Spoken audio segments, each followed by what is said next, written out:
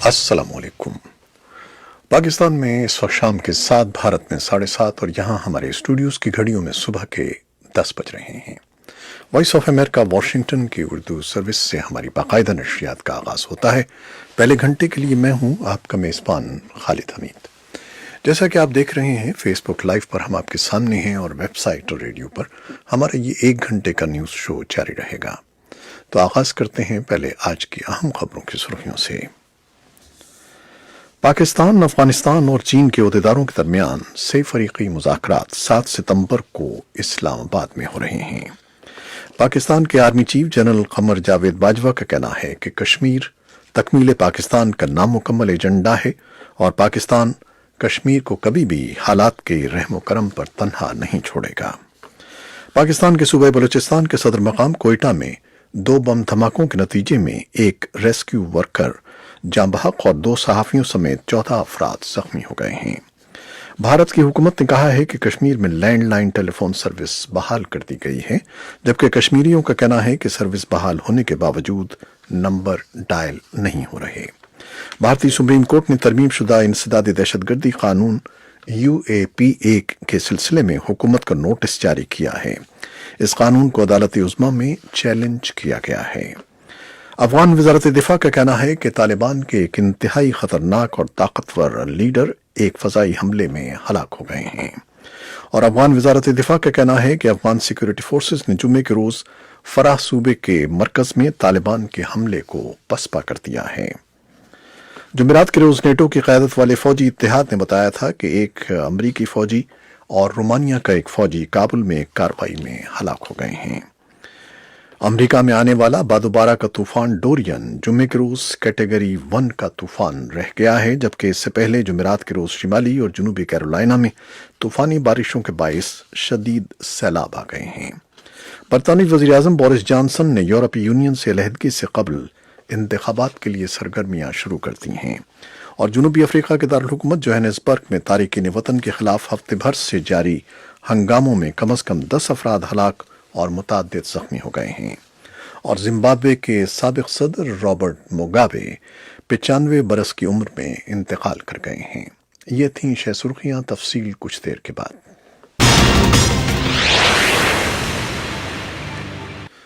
خبریں اب تفصیل کے ساتھ۔ پاکستان، افغانستان اور چین کے عہدیداروں کے درمیان ایک 6 فریقی مذاکرات 7 ستمبر کو اسلام آباد میں ہو رہے ہیں۔ تینوں ملکوں کے عہدیداروں کے درمیان یہ بات چیت ایک ایسے وقت میں ہو رہی ہے جب افغان طالبان کے امن مذاکرات آخری مرحلے میں داخل ہو رہے ہیں۔ وزیر خارجہ شاہ محمود قریشی اور ان کے چینی ہم منصب وانگ یی اپنے اپنے ملکوں کی نمائندگی کریں گے۔ افغان قومی سلامتی کے مشیر احمد اللہ محب اپنے ملک کے وفد کی قیادت کریں گے۔ پاکستان کی وزارت خارجہ کی جانب سے جاری ہونے والے اعلان کے مطابق اس بات چیت میں زیادہ تر توجہ سیاسی تعلقات، امن عمل، سیکیورٹی تعاون اور انسداد دہشت گردی امور پر مرکوز ہوگی۔ پاکستانی فوج کے سربراہ جنرل قمر جاوید باجوہ کا کہنا ہے کہ کشمیر تکمیل پاکستان کا نامکمل ایجنڈا ہے، اور پاکستان کشمیر کو کبھی بھی حالات کے رحم و کرم پر تنہا نہیں چھوڑے گا۔ پاکستان کے وزیر اعظم اور army chief general Qamar Javed Bajwa نے پاکستان اور بھارت کے درمیان متنازع کشمیر کے علاقے میں لائن آف کنٹرول کا دورہ بھی کیا۔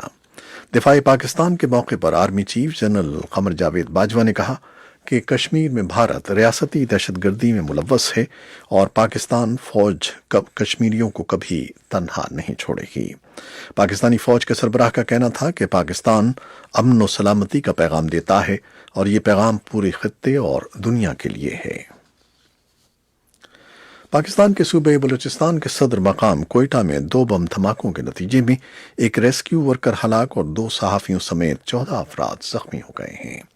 پولیس نے بتایا ہے کہ یہ دھماکے جمعرات کی شام خروٹ چوک کے علاقے میں ہوئے۔ پہلا دھماکہ چوک کے علاقے میں ایک ٹرانسپورٹ کمپنی کے دفتر میں ہوا۔ دھماکے کے مقام پر جب ریسکیو اہلکار، پولیس اور میڈیا کے کارکن پہنچے تو دوسرا دھماکہ ہو گیا۔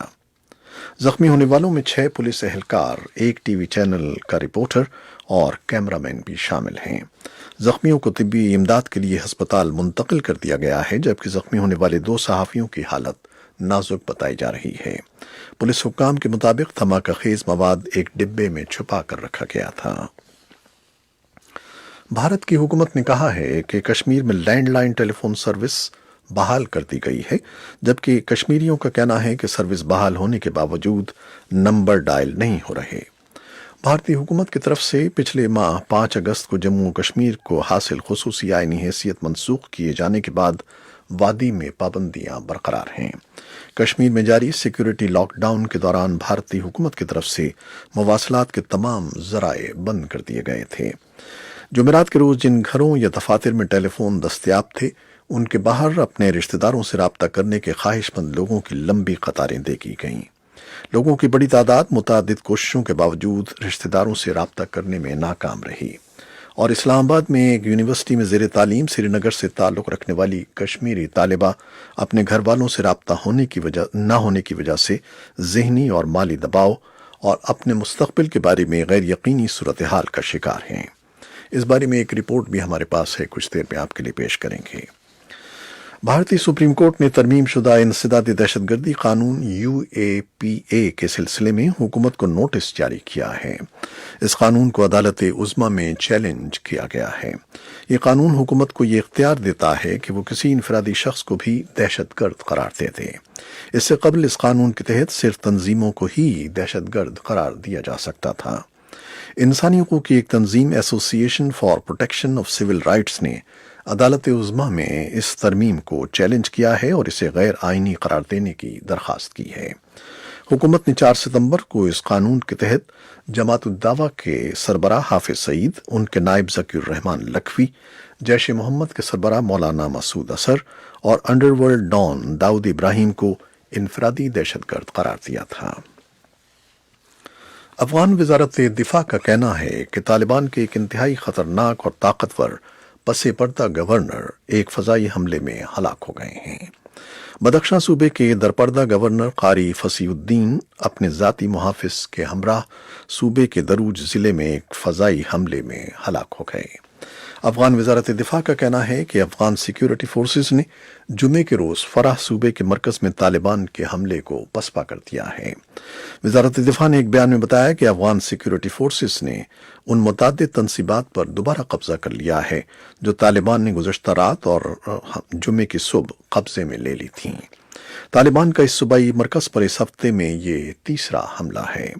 اسی اثنا میں طالبان نے قندوز صوبے کے خان آباد ضلع پر جمعے کے روز قبضہ کر لیا، لیکن خان آباد ضلع کے سربراہ حیات اللہ امیری نے وائس آف امریکہ کو بتایا کہ ضلع میں لڑائی ابھی جاری ہے۔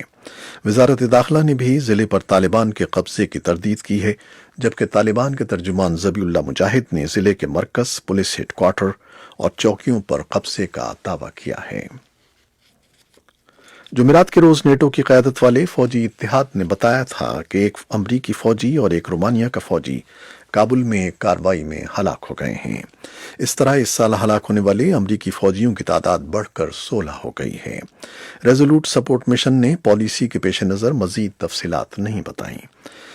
یہ اعلان اس کے چند گھنٹے بعد ہوا ہے جب طالبان نے کابل میں ہونے والے ایک کار بم دھماکے کی ذمہ داری قبول کی اور کئی غیر ملکی اور مقامی فوجی اہلکاروں کی ہلاکت کا دعویٰ کیا۔ افغان وزارت داخلہ کے ترجمان نصرت رحیمی نے ایک بیان میں یہ تصدیق کی تھی کہ کم از کم 10 افراد ہلاک اور 42 زخمی ہو گئے ہیں۔ امریکہ میں آنے والا بادوبارہ کا طوفان ڈورین جمعے کے روز کیٹیگری 1 کا طوفان رہ گیا ہے، جبکہ اس سے پہلے جمعرات کے روز شمالی اور جنوبی کیرولائنا میں طوفانی بارشوں کے باعث شدید سیلاب آ گئے تھے۔ شمالی کیرولائنا کے گورنر رائے کوپر نے عوام سے چوکنا رہنے اور اپنی حفاظت کرنے کی ہدایت کی ہے۔ برطانوی وزیراعظم بورس جانسن نے یورپی یونین سے علیحدگی سے قبل انتخابات کے لیے سرگرمیاں شروع کر دی ہیں، جبکہ بریگزٹ کے مخالف ان کے بھائی جو جانسن نے وزارت اور اسمبلی سے رکنیت سے استعفیٰ دے دیا ہے۔ جنوبی افریقہ کے دارالحکومت جوہانسبرگ میں تارکین وطن کے خلاف ہفتے بھر سے جاری ہنگاموں میں کم از کم 10 افراد ہلاک اور متعدد زخمی ہو گئے ہیں۔ زمبابوے کے سابق صدر رابرٹ مگابے 95 برس کی عمر میں انتقال کر گئے ہیں۔ رابرٹ مگابے تقریباً 37 سال کے طویل عرصے تک اقتدار میں رہے اور سن 2017 میں ہی انہوں نے صدارت سے استعفیٰ دے دیا تھا۔ یہ تھیں وہ خبریں جو فیس بک لائیو پر ہم نے آپ کے لیے پیش کی۔ ویب سائٹ اور ریڈیو پر ہمارا یہ 1 گھنٹے کا نیوز شو جاری رہے گا، تو ہمارے ساتھ رہیے گا۔ کیمرامین فواد الیاس کے ساتھ فیس بک لائیو سے اجازت چاہتے ہیں۔ اللہ حافظ۔